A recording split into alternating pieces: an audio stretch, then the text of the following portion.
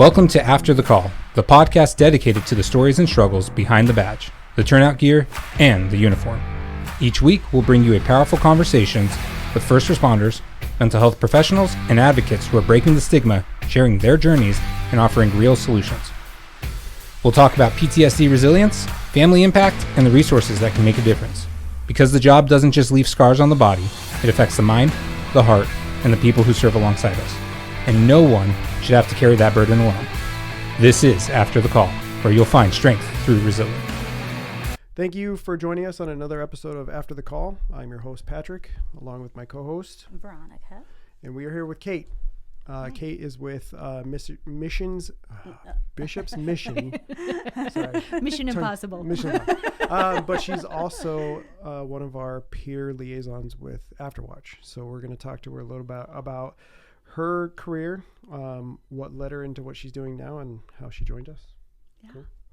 All right. How are you? Good. How are you? Great. So, do you want to dive into a little bit of how you got into the first responder world? Sure. What you did? So I was born one day. Yeah. I know. So, exactly. My parents got together. So the stork came down. Yeah. So where you started in your career? Okay. So I grew up in the first responder world. I actually came from a line of firefighters. So my great-grandfather, my grandfather, my dad, my uncles, they were all on the fire side. And so I just grew up around the fire department, and that was normal for us. When I started getting older, I actually went and got licensed as an EMT. And at that point in time, I was able to ride on the ambulance at my dad's department. And I thought I wanted to go into the paramedic side. And then I realized, they don't really get paid all that much. So I think at that point in time, it was like $10 an hour. And then you got a certain amount per run. And I was like, no. So I actually diverted because I had gotten married. And so I diverted and became a vet tech and did that for a couple of years. And then I was going through my divorce and I was like, I need to make more money. So I started looking, and that's when I got into 911 dispatch. Okay. And did 911 dispatch for about 8 years. During my dispatch years, I also was a field training officer for dispatchers. And then Do you want to say where you did that? I did that in the Chicago suburb areas of Bloomingdale. How was so were you just suburbs, or were you like a statewide type dispatch, or how did this all work? Yeah, so I was back in the day when it was still just a suburb. Okay. So now Illinois did all consolidation centers. But when I was doing it, we were doing it for specific departments. Okay. And so I did that, and I hate to say it, but I think I kind of got bored of doing dispatch, right? And I decided to go on the other side of the radio. So at that point in time, so in 96, my parents moved out to Arizona. So I was always coming out here to visit whenever I had vacation time and some of the holidays here and there. But I left dispatch, and I thought, I'm going to try moving out by the family. And I moved out here, and I actually got hired on by Tempe and worked Tempe PD. So I went through the academy out here, South Mountain Academy, went through my training period, and life circumstances kind of led me into going back home. Okay. So I went back home, and things didn't go as planned when I went to go move back home. And so I ended up becoming homeless for a little bit, and I was living out of my car and was looking for different jobs while I was testing at different departments. I don't think we knew that part. I didn't know that part. Yeah, yeah. I know it's not a proud moment of mine. No. But it's crazy to see, like, you literally went from all kinds of different levels, moving out. Yeah. You were here and then went back there for something good, and it didn't work. And all of a sudden you were like So I guess we could say, like, I'm not afraid of making a move. I'm not afraid of change, right? No, it's great. And so while I was in my homeless years, I actually got a job working security. And because I was like fresh out of the Arizona Academy, I was like ready to go. But it was unarmed security, but we would get hired out by different, it wasn't like just one place. We would get hired out by different places. Most of it was Section 8 housing. So I was doing security at Section 8 housing. Okay. And I finally got on a department out there and then went into patrol and finished out in, again, the suburbs of Chicago. So I finished out my career on the patrol side. And then during those years, I also taught at the police academy.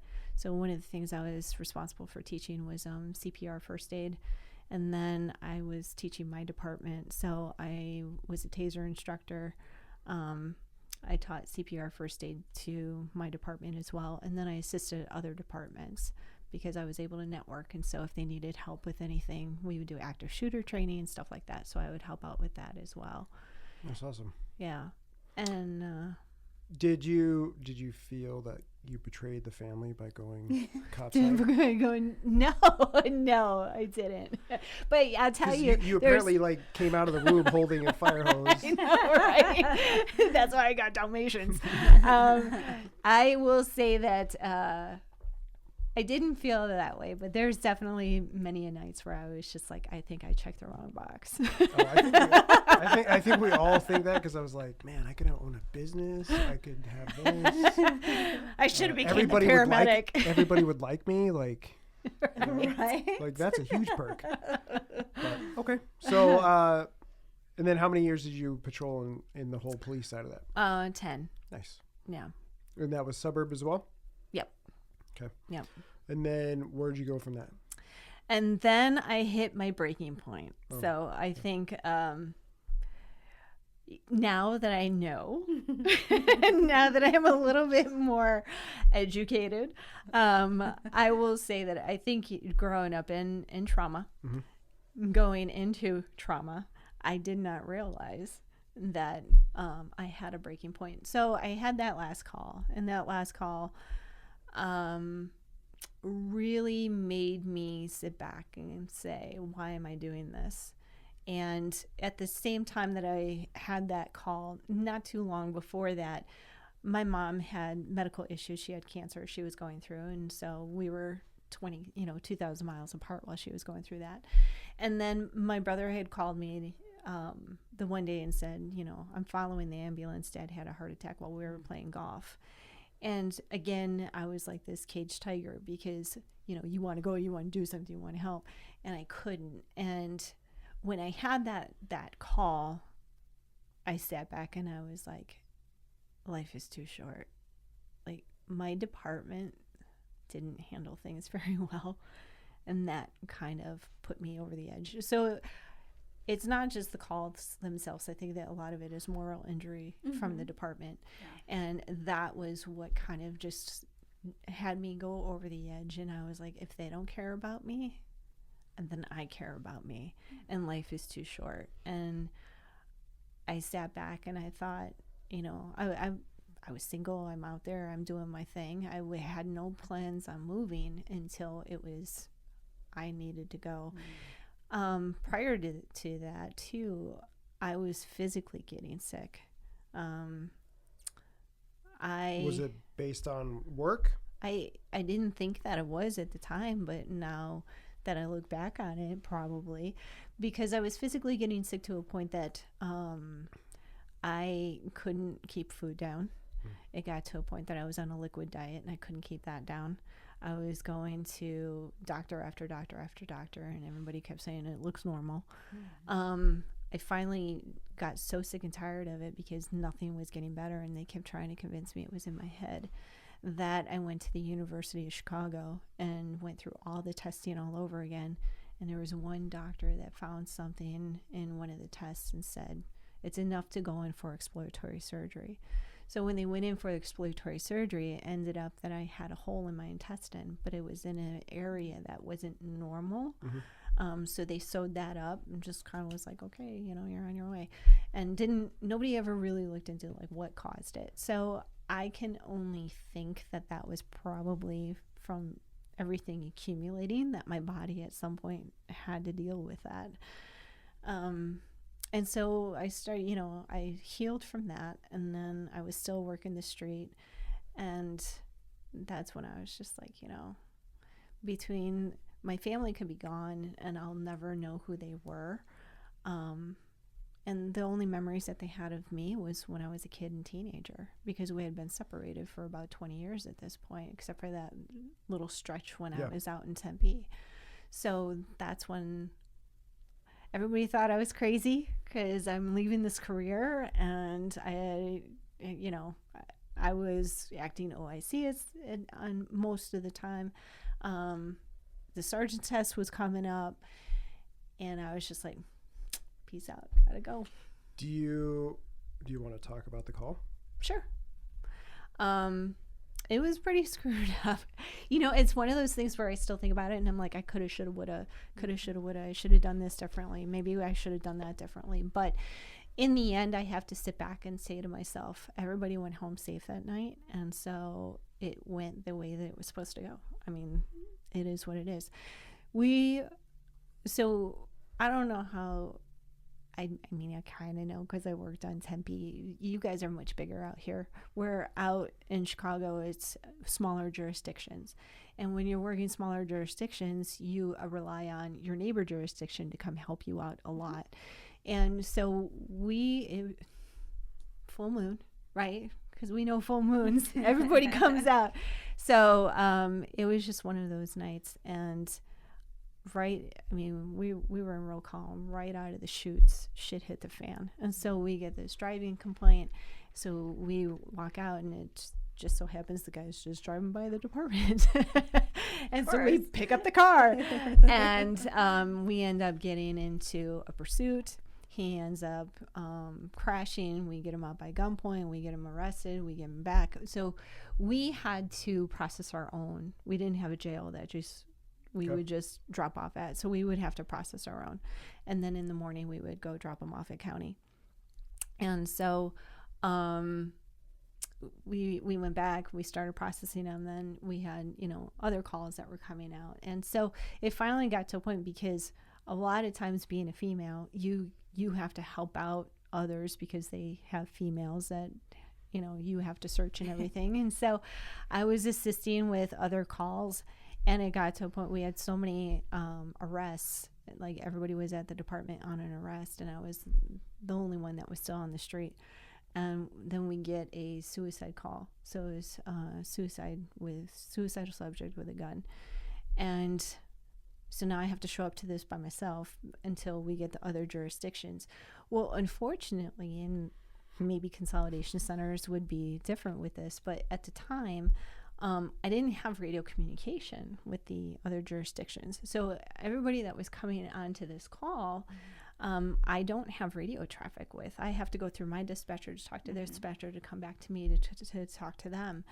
And so I show up at the house, and this is where it's like you beat yourself up, right? So I show up at the house, and I thought the driveway went back much further. And so I go to pull in, and I was blacked out, and the house is like right there. And I was like, oh shit. But there was a dog that was outside in the yard, and he starts barking at me. And so I thought, and there's the house, and then there's the window upstairs that's looking out onto the drive. And I was like, I can sit here and I can black out and I can pull out and go park tactically. But now I'm walking up and looking for concealment to get up to that house. Or if he decides that he wants to start shooting right now, I at least have cover and concealment with the car, right? So I just decided to keep the car where it was. And I was able to go up, and I was able to verify with Mom, like, it's bona fide. This guy's upstairs. He's got a gun. So the other jurisdiction, one of the guys, he shows up, and I let him know, this is what we got going on. Here's the deal. I'll deal with these guys if you can set up your guys, because I don't have communication with you guys. Yep. Okay, that was the agreement. So I get mom out of the house. I secure her in my vehicle. And at this point in time, I will have to say my sergeant was on duty, and my sergeant decided not to show up. So he stayed at the station. And so he wasn't communicating with me on the radio at all either. I found out later, sitting in the dispatch room just listening. And so I reverted back to my dispatch days because we had a lot of suicide training. And I called the guy and started talking to him. And the first time, talked to him for a while, and then he hung up. The second time, I called him back, and he picked up, and we talked for a little bit, and he hung up, and I was like, shit, like I was waiting here for that gunshot, because mom also told me prior to, he said that he wanted to commit suicide by cop. So I did put out on the radio, we may have a possible suicide by cop, blah, blah, blah. And again, supervisor never showed up. So he ends up coming out and surrendering. And everybody went home safe. He was arguing with everybody because he didn't want to go with the ambulance. And so I was able to talk to him. And I think sometimes, in certain instances I found, and maybe you found the same thing, when you're a woman and you show up, it's almost like sometimes the suspect almost looks at you like a mom, like they're getting yelled at by their mom, and so they react with you differently. Sure. And that's kind of how I felt like this was, because he was yelling at everybody, and I went in there and I was like, dude, we're here to help you. You put yourself in this situation. I was the one that was talking to you on the phone, and so we were able to get him to go with the ambulance. At that point in time, one of my guys ended up putting their arrestee in the cell and coming out there. So he helped clear the house and everything. And so, everybody went home safe, right? But I think it was after that, they waited 2 weeks. We didn't do peer support. We didn't do debriefings, anything like that.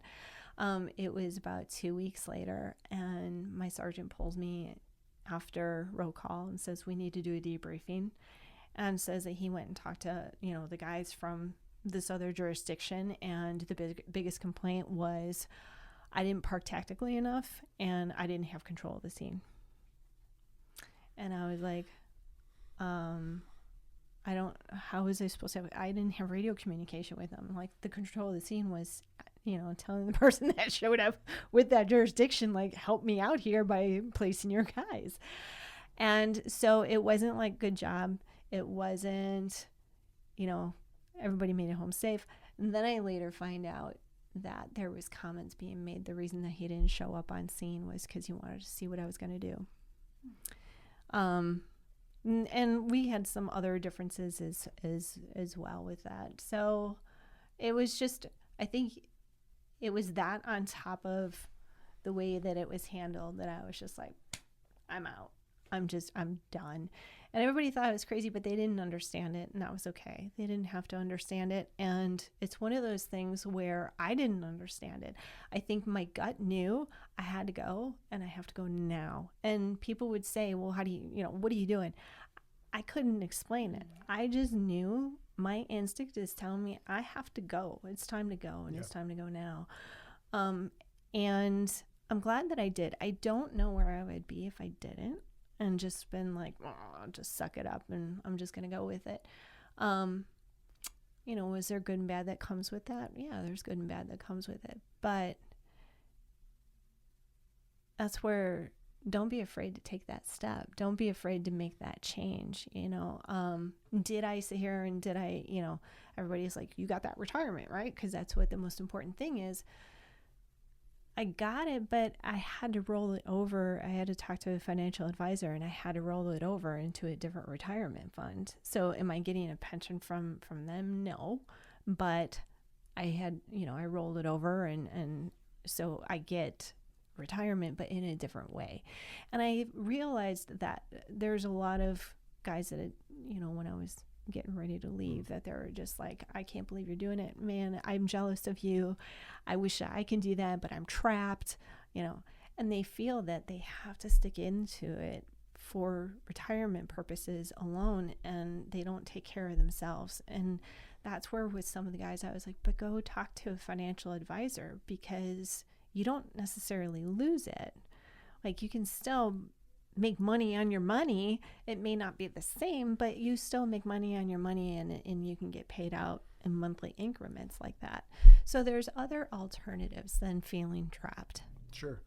I'm trying to paint a picture real quick. How many people were in your department at the time? It was a smaller department, so I think we were at about, on that one, I think we were at about, 30. From top to bottom, or like patrol? No, from top to bottom. Wow. It was a small department. Yeah. And we had 30 square miles that we had to cover. So I was working with a lot of towns surrounding, because I was on midnights most of my career.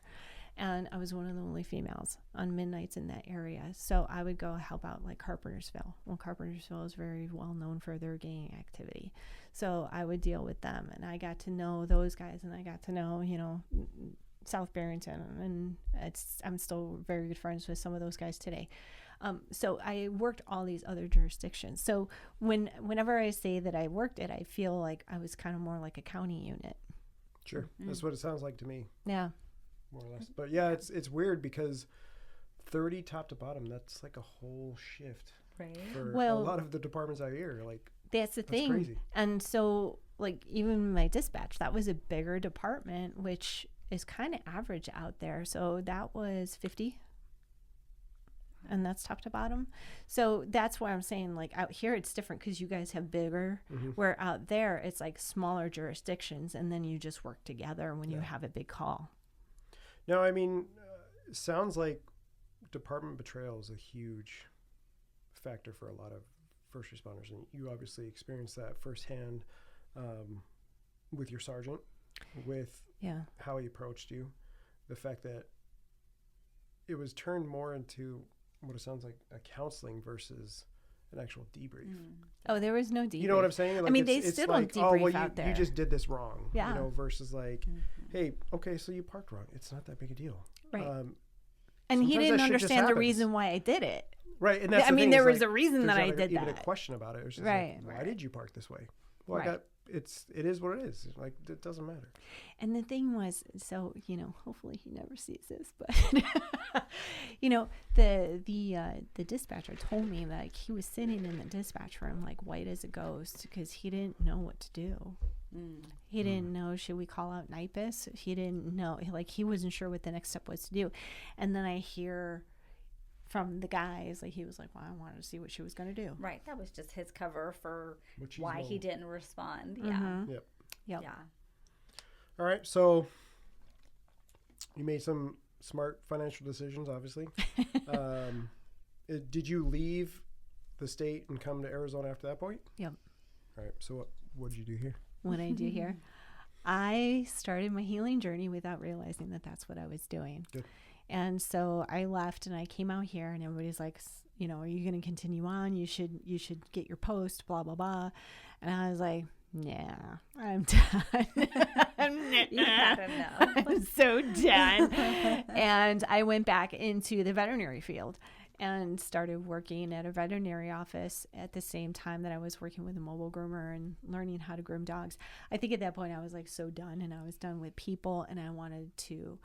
Moving to a different state was a fresh start. Everything was new. There was no memories anywhere. It was just a fresh start, and it felt great. And I started living again. Good. Because being on midnights, like, you're in the dark all the time, and your body's all screwed up. And now I'm in the sunlight, and it's nice and warm out, and like, there's no memories, and I'm in my backyard, and there's palm trees. Like, it was the greatest thing at that point in time. And so I was just done with people, and I started working in the veterinary field. I started working originally as like front desk, and then they had me doing vet assisting. and they were cross-training me to go back into the tech side. That's when I had to start dealing with people a little bit more, but they liked it because I would be up front and I would deal with them like a cop, And so then the one technician, she was so funny. She'd be like, I've never seen Katie cop before. She's like that was pretty cool. So they liked the fact that I had that background when I would have to deal with some of the clients that would get really upset. So it was this cross-training for me. It was cross-training on the civilian side, even though like the majority of the job was working with the animals. I decided to go with the grooming instead of the tech side because there was more money in it. The tech side, there's not a whole lot of money and they do a lot of work. But so working on the grooming side, I was able to start my own business and really started growing that. I did not realize that working with the animals and learning how to work with them was part of the healing process. And so during that time frame that I was learning and working with the animals, I started going into I didn't know what it was. And I was like, this sounds interesting. And I went and I checked out a Reiki class. And that's when I was like, this actually kind of feels good. And so I continued on with that and I became a Reiki master. I always kind of dabbled with like essential oils, but it wasn't until I started doing modalities with the animals and seeing it work with them that I started believing in them. Because I'm more of a science person. Like, I want to know the science. But when you work on an animal and they don't have a placebo effect, then I realized there's something to it. So essential oils I do use, to me, they're medicinals. Like you got to use it medicinally. So I started getting into, utilizing oils and all this stuff that, when I was doing it was woo-woo. Yeah. and now all of a sudden it's starting to come out that it's not so woo-woo. I started doing more of the meditation. I would do meditation classes. I went to retreats and I did a couple retreats and learned different techniques and stuff on how to heal while I was in the retreat. And it was just really refreshing. It just felt so good. Like you felt like a new person. Did you know that you needed it when you were doing it, or you were just like, this is cool, let's see what this is? That's what I was going to ask you. Yeah, it was more at the time. It was cool. And then as I was doing it, things would come up. And things would come up for me, but I wasn't necessarily sharing that with people in the retreat or whatever, because a lot of it is like journaling, writing stuff down, putting it in fire and letting it go. And so it was still something that you can still work with privately. So that's why I didn't realize that that's what I was doing, because I was just checking into it. I knew it felt great. I started, I love the woo-woo. and then I started healing, and that's when I started working with a different nonprofit and started coming back into the responder world. And then all of a sudden it was like, this is who I am. Like, I thought I was done with it, but at the core of it, this is who I am.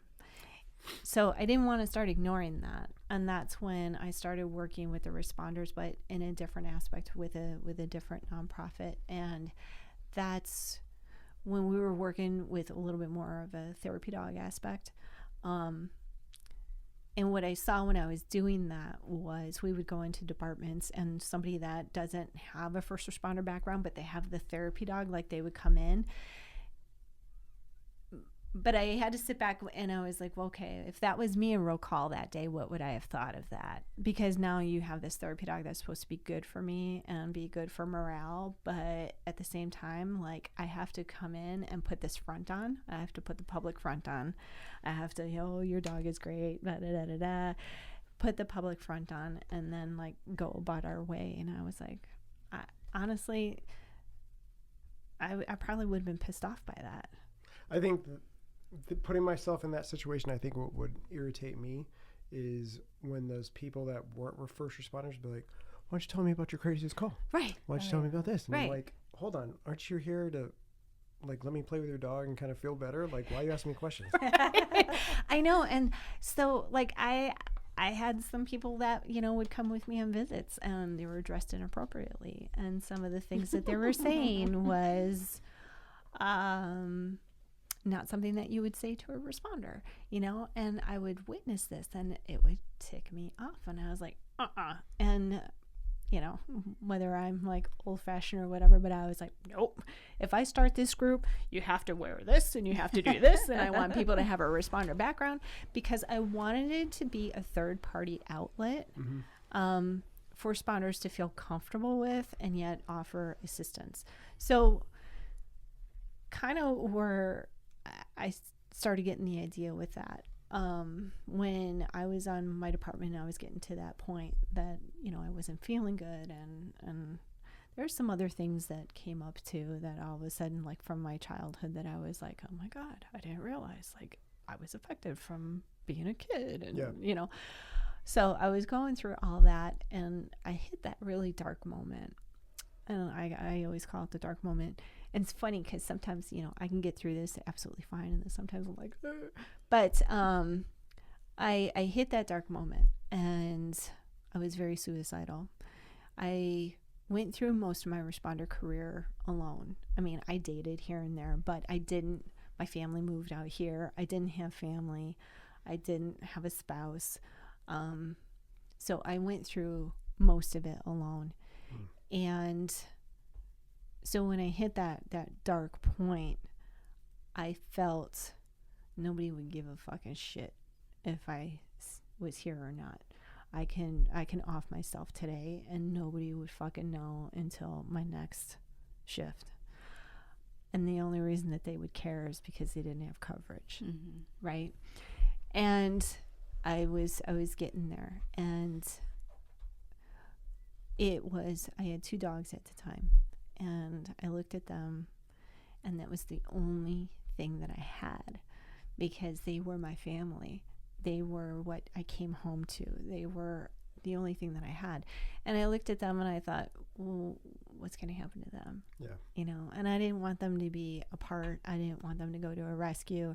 It was the only thing that gave me purpose to not pull that trigger. And as silly as it sounds, but so when I started working in the pet profession world, to me, it was my way of saying thank you to, I don't know how else to describe it, but to say thank you to their community, because they do so much for us. I think you said it perfectly fine. I mean, yeah, I'm with you on that one. Yeah. And so, so now working with them, for me, it's really important to incorporate the animal aspect of it into healing. So when I found out Arizona offered peer support, I wanted to do what I could with that, because I had to go through it alone. And I wanted to not to have anybody else have to feel that way, because you don't have to be alone. Right. And so that's why I wanted to start and incorporate the animals into that, because I realized, especially, you know, moving out here and working with them, how much of a healing power that really is. And it's so natural. It's so natural to work with them and heal from that. That's why I really wanted to incorporate canine assistance. So I'm with you on that one. I mean, obviously I have a service dog, so yeah. Yeah. I mean, just the magical aspect that an animal can bring to therapy is off the charts. Yeah. 100%. I mean, and I think it's beautiful because of the fact that there's not a word spoken. Right. You can heal with absolutely no words, you know. Although I'm certain my dog knows everything I say to him. Like he is not a therapy dog, but he's definitely like my therapy dog. When he knows when I'm not right, when I need some extra love or something, he'll come up to me all the time and just sit there and just stare.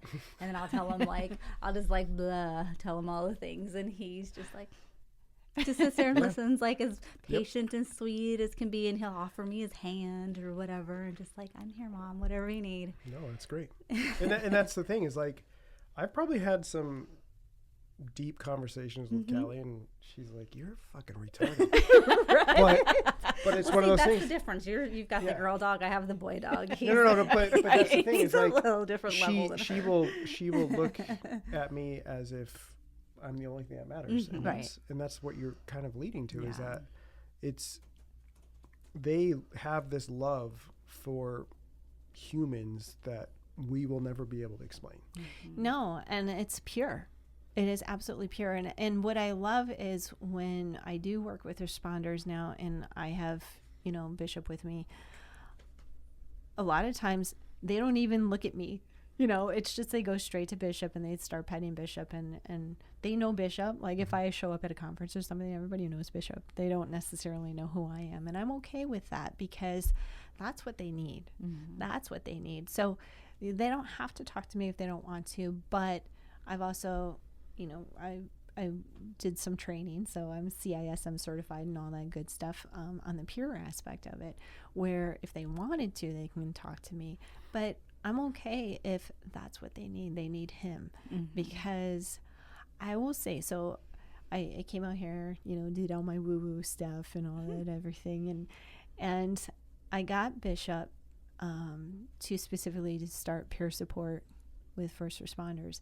And it wasn't until I got him, talked to the trainer, I was like, okay, what do you train him to do? PTSD and blah, blah, blah. And when she was telling me some of the things, I was like, wait a minute, I do that stuff. Right? And I was like, do I have PTSD? And so I had gone and done the first responder trauma counselor peer support class in Colorado. And sitting in that class, it was the aha moment. Like, holy shit, I've had PTSD. So it wasn't until about 5 years ago that I realized that I had PTSD. It's wild. So I did all this healing, and I did these retreats. You just up and left work and the state. You removed yourself from the situation that kind of was part of the, not the cover up, but like what concealed the PTSD symptoms for you because you had that change of environment and circumstance. I think so. I think that changed it, but I also think too that I grew up with it. So it's just like lifelong. You didn't know any different. Yeah. And I was by myself. I mean, I didn't have anybody to point certain things out, right? So it was just like my dogs, and they would have to sit here and listen to my temper tantrums. And, I just imagine Kate and Officer Kate fighting each other in the mirror. And dogs like fucking listen to me. I know.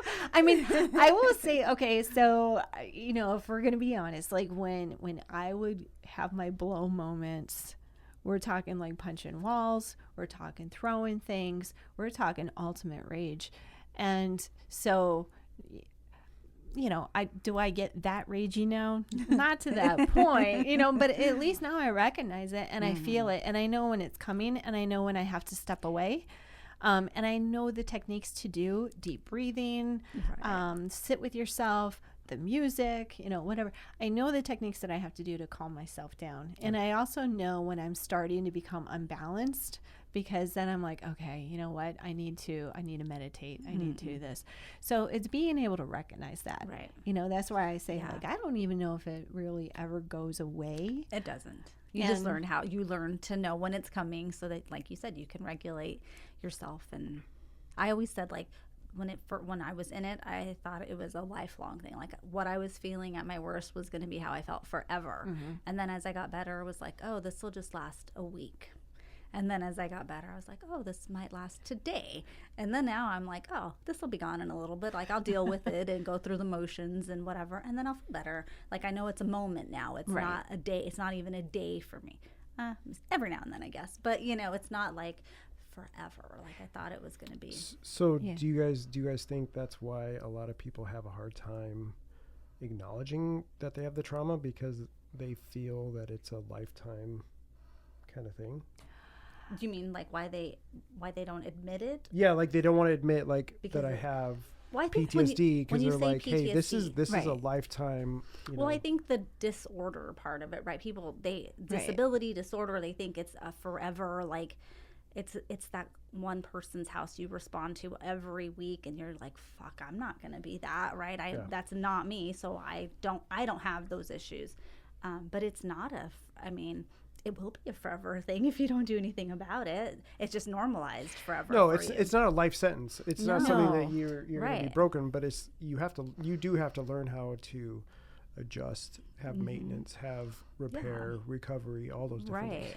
I think though too is now that it's actually being acknowledged, now maybe they can see it. I think at the time you're taught to just hold it down. Mm-hmm. I mean, at least we were. Yeah. Yeah. I mean, it's still out. I just went back out to Chicago a couple months ago. They're still not where Yeah. Arizona is at by far as peer support goes. That's crazy. I know. And the other crazy thing though too, like to kind of answer your other question, so I go back home and it was like being in that area, boom. It was like all these memories started coming back. I was like, oh, I forgot about that. Oh, I forgot about it. And I visited, some of my old co-workers, at my old department and stuff, and it was like, remember that? And I was like, oh, I forgot about that.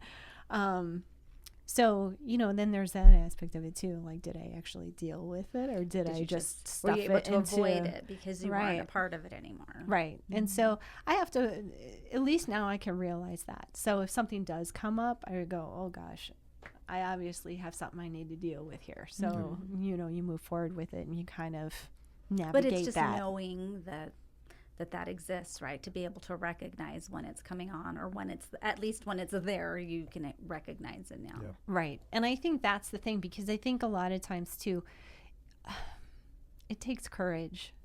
It takes courage to look in the mirror and say, there's something not right here. And that's hard for a lot of people, Well, especially cops and A-type personality people. Like we're so perfect. I mean, one of the exercises that I had to do when I was going through my little, journey, one of the exercises was to literally look at yourself in the mirror, look at yourself and tell yourself that you love you.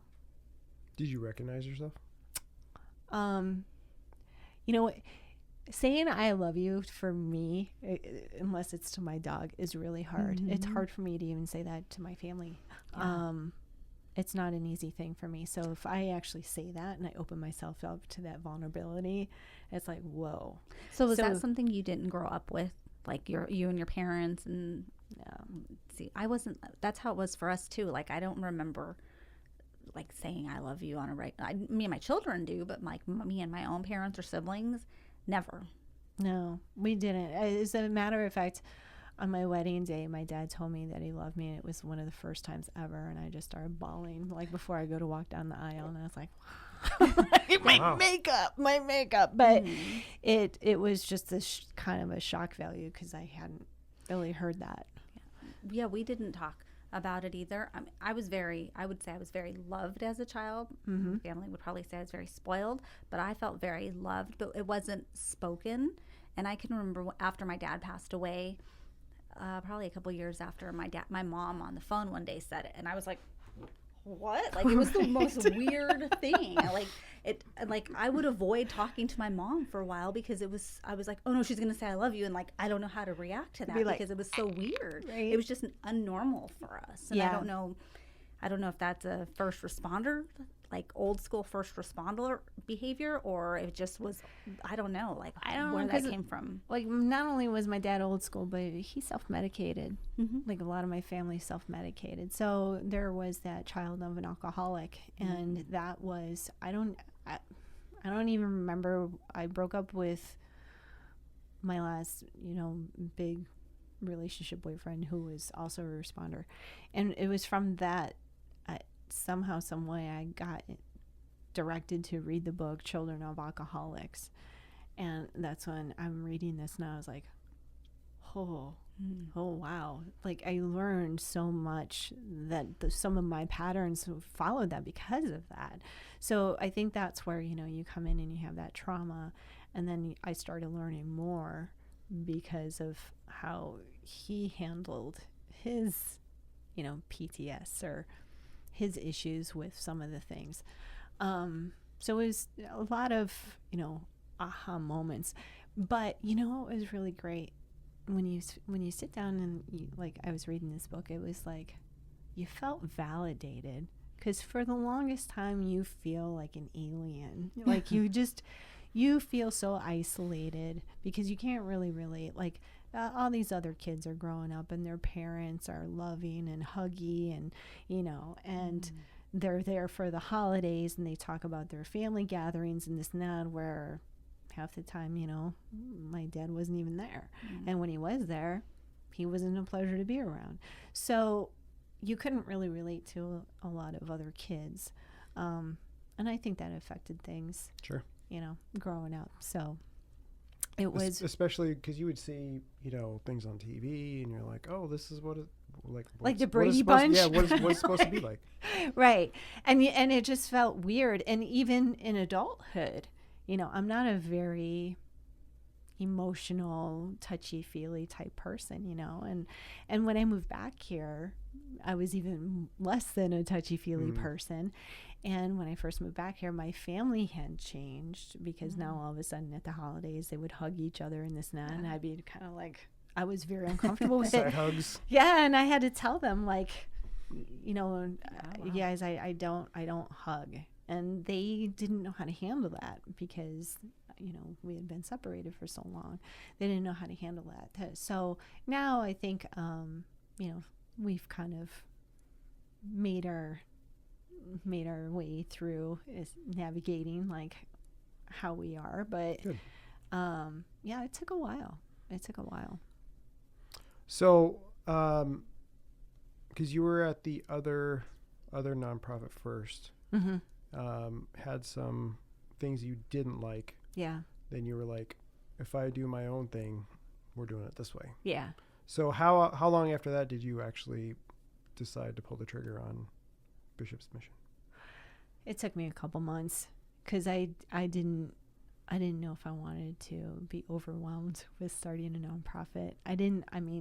I'm still navigating a lot of aspects of being a nonprofit. Mm-hmm. So I was working with different departments and, doing stuff with Bishop for probably about 2 years prior to going to being a nonprofit. So Okay. I was just doing it on my own time, on my own dime. And that's when I decided, okay, I should probably make this a nonprofit. I don't think if I were to try to do it as a for-profit that it probably would have been successful. I think it's going to be more successful as a nonprofit. So I went and took that step. It's a lot. Yeah. As you guys know, it's a lot. Yeah, anyone who says how easy it is has not done it right. No, it is not. So it's still growing. I just hit that 1 year mark as being a nonprofit, and That's awesome. there's still a lot of things. The thing is, like in my head, like I want things to happen like yesterday, and for me, I want it to be here. And right now, I'm here, and I'm like, it's not successful, and so sometimes I feel like I'm not doing a good job. But then I have to sit back and realize like how I'm doing it. The time frame that I've been doing it in. And give myself a little bit of slack. No, I think you're doing great. Did you only had Bishop when you first started, right? And Sky was later? Yeah, Sky only adopted about 8 months ago. Okay.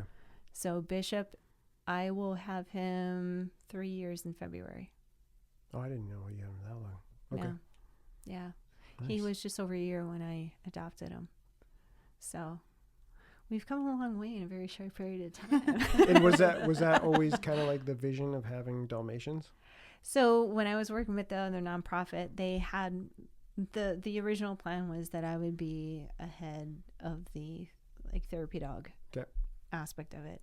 And so I have little Tiny Tim. So Tiny Tim's my 3 and a half pound little Shih Tzu. And so we would go into the departments with Tiny Tim, and, you know, they were really receptive of him, surprisingly. But when I thought, okay, well, what dog would be a good dog? So I was like, well, what about a shepherd? And then I thought, well, maybe shepherds can actually cause, you know, some sort of trigger. And so I was trying to think of different breeds, and then I was like, well, I grew up with a Dalmatian, and he was really cool, and that's kind of you really had a Dalmatian growing up too. I did, while and your family ironically, was in yeah, fire? That's funny. and his name was Sparky. Jeez. Yeah, that's not typical, right?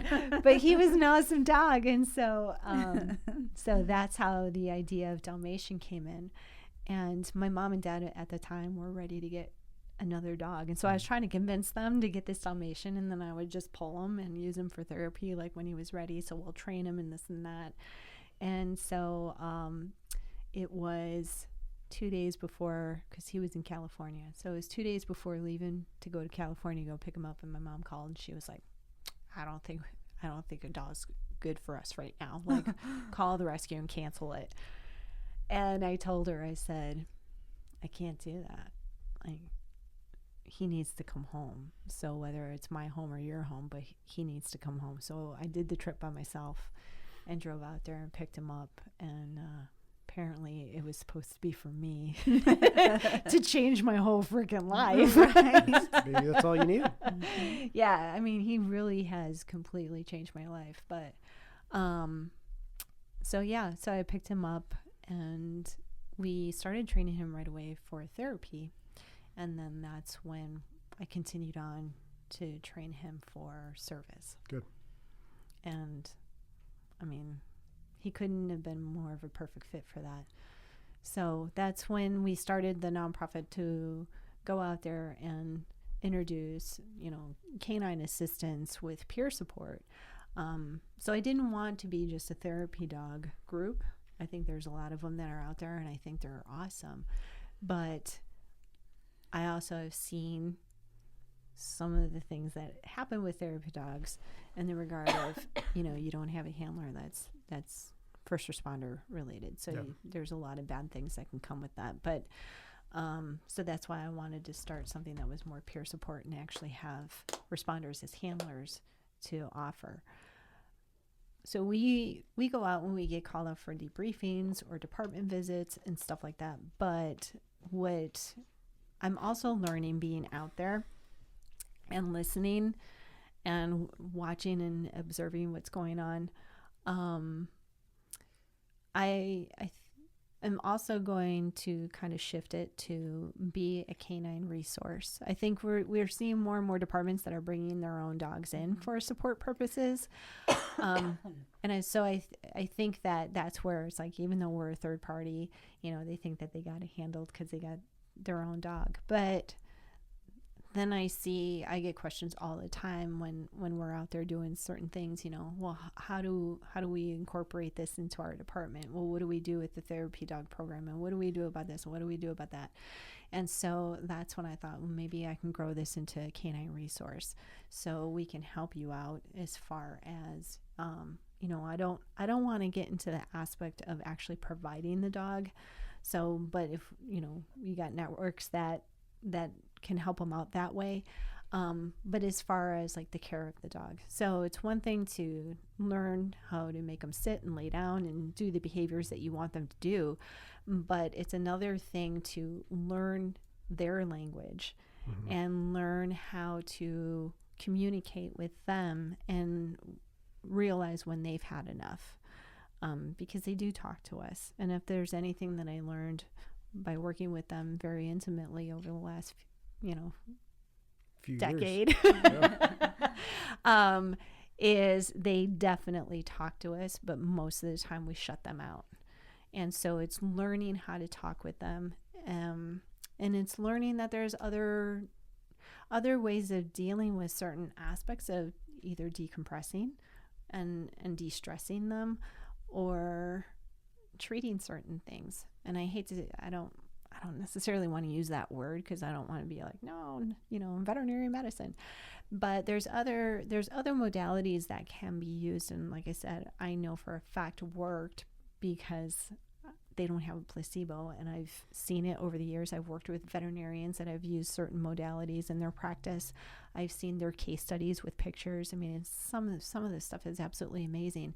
So could we actually help that dog stay in that program longer if we know how to read them and we know other modalities to help take care of them? So I'm looking at it like, you're investing in your investment. So this is where I've reached out to pet professionals that I know that I've networked with over the years. So I have pet professionals that are putting together dog behavior classes with, pictures and videos. I have canine estheticians that are putting together classes specifically for Bishop's Mission. I have veterinarians that are reaching out and wanting to work with me. I've spoken with the only veterinarian in the state of Arizona that is a behaviorist. So she's also a resource for us now. She's pretty busy, but she's a resource. So when I started really digging into it, I realized that the military recognizes that their working dogs get PTS, canine PTS, and they have incorporated a program to try and help the dog through that, and they have about a 50% return. And so this is where it's like, well, we don't really talk about that with working canines, street canines, right? So I always say working canines are our narcotics, our Patrol dogs. Yeah. Where then I have the support dogs, which are our therapy dogs. So there's that aspect of it. Can we do something with those dogs to help them decompress? But really, ultimately, I think the new thing is the support dogs, and those dogs are coming in and have a whole different role. And I think that's where we really need to pay attention, because we're expecting them to go out and work with the public on top of working within the department. And because they're therapy dogs, everybody's like, oh, therapy dogs, that makes everybody happy. So the dog's automatically happy. And they may not, they're going to reach a certain level with that. And we're now starting to see studies that are now being done, very small right now, but they're showing that therapy dogs, even though they handle stress better, they still have some sort of chronic stress, and they're able to see that there's cortisol in their saliva after certain events. But they're also realizing that a lot of that has to do with the handler. So I think that if we start incorporating some of the modalities. So you were talking about care for the dogs, Yeah. making sure that teams that are running their dogs are actually doing the proper care. Right. Because dog will tell you when something's not right, but we do have to pay attention to that. And that's I don't think that's one of those things that departments understand, is that, okay, you pay for the dog, you pay for the training, you pay for the normal pet visits and stuff like that, but there's aftercare, there's grooming, there's play that needs to happen. There's all these other factors that need to go into the well-being of a dog, not just, okay, you get to feed and have water and that's it. Yeah, and it goes beyond like just taking them to the vet and doing a wellness check and their shots and whatever else. So working with animals over the years, I've gotten certified with canine nutrition. I've definitely have helped out a lot of skin issues and stuff just by working with my clients on a nutrition level. But skin and coat, I've actually used some other healing modalities with the dogs, and actually have been able to grow back hair on a dog that has alopecia. So there's so many different things that you can actually do. So that's where, is it really an allergy issue, or do we just need to tweak it and just put them on a different protein? It's all those little things where we're spending all this money maybe on trying to find a cure for something, but it's only masking the problem. It's not actually getting to the problem. So that's where I've learned over the years to try and find the core of the problem, and then usually the dog starts to feel Bounce better. back. Mm-hmm. That's awesome. Yeah. Well, and then now we lead into you're part of our team as a peer liaison. Yeah. You help us run the peer groups on Wednesdays. So you got a lot on your plate. You do a lot. I don't know where you have the energy, because every Right? time I pull up like Facebook or something, I'm she's like, doing something new. where I'm the like, fuck is she at now? Yes. I'm like, I just talked to you like 2 seconds ago, and you're in fucking Chicago. Right. Right. That's So, exactly yeah, how I I don't- felt. you Every may time I'm have- just like, what? Another event? Like, does You're- she I think sleep? that's the beauty of ADHD, right? and again, you know, I don't have a spouse, so I don't have to be pulled. It's like I have my direction. I know what I want, and I'm just like boom, boom, boom, and I just go Whatever for you it. feel like that day, you're just on it. Yeah. Good for you. So obviously, you know, you're on our website. Yes. So they can just click on Bishop's Mission. It goes straight to your stuff. How can people get in contact with you? Like if they're looking for services or ways to volunteer or get you supplies, whatever you need, like what's the best way to do that? Probably really ultimately the best way is going to be email. 'Kay. So that's going to be kate@bishopsmission.org. Mhm. Or I usually respond to text messages a little bit faster than phone calls. You know, it's the reality of the world. Yep. But that's at 602-790-3651. And those are the 2 major ways that you can get in touch with me. Okay. And then you can also reach through the Afterwatch Foundation. If you can't get in contact with Kate, we'll pass on the messages or whatever. Awesome. Yeah. Cool. Well, thanks for coming out. I appreciate it. Thank you. Obviously, you have a lot. Just keep your head up. I like it. Yeah. Keep up the good work. Every day's a new day, right? Every day is a new day. All right. All right. Well, join us next time on After the Call. Appreciate it.